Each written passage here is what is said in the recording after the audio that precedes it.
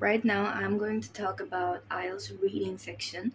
A lot of people really struggle with this section, and some of you have asked me how to solve a particular type of question, which is called true, false, or not given, or yes, no, not given. So I'm going to show you guys how to solve this type of question. I also used to struggle with it a lot, so I'm going to simply just show you how to solve this type of question.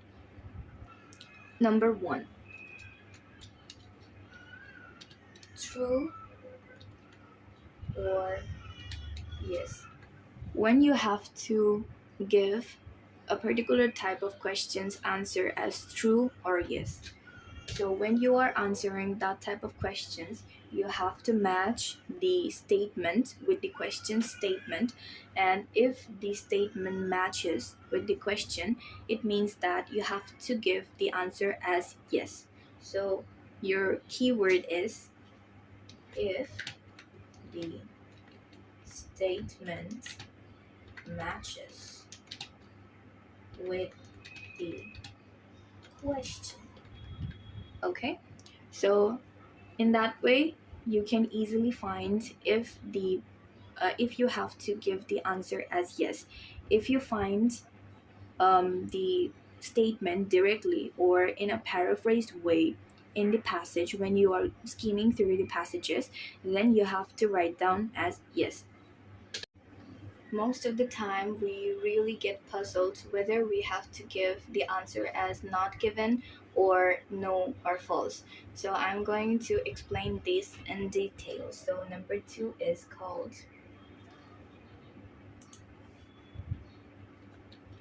no or false. So when you are going to answer this type of question, you have to get to the passage and also read the statement in the question. If you find that the question statement is directly referring to the opposite sentence or statement in the passage, then you have to clearly give the answer as no or false. If I have to simply describe this one, like for example, if the statement in the passage is referring to something like yes, he died in this in 15,400 BC, or he did something in his early times, and if the question statement is something like that he died in 400 something type of BC, which means the exact information is opposite in both of the statements. You have to always remember that when you are answering this type of questions, you have to give the full importance in the passage. Your passage is the key detailed, and you have to match the statements from your passage with the statement in your question. So if you feel like the question statement is opposite of the given statements in the passage, then you have to write down the answer as no or false. So our keyword is if the passage clearly do not agree or disagree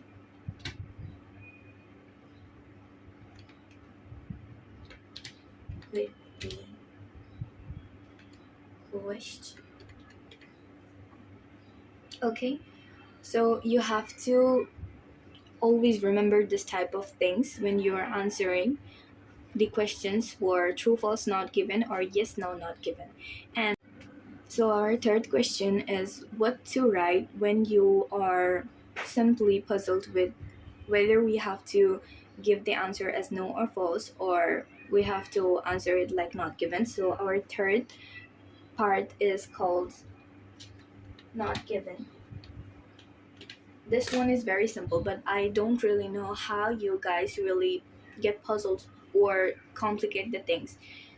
It just simply means that when you are going through or skimming the passages and also reading the questions, if you are not able to find the statement in the question when you are reading the passages, it means that this information is missing in the passage.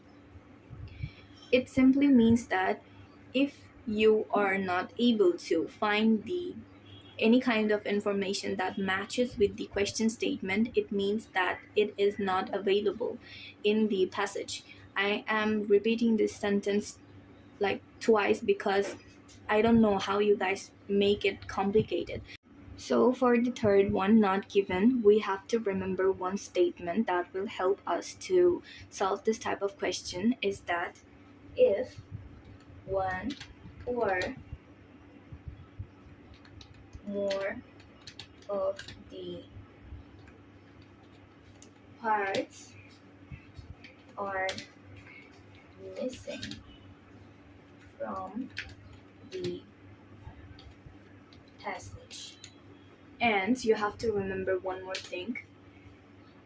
If you are not able to find the information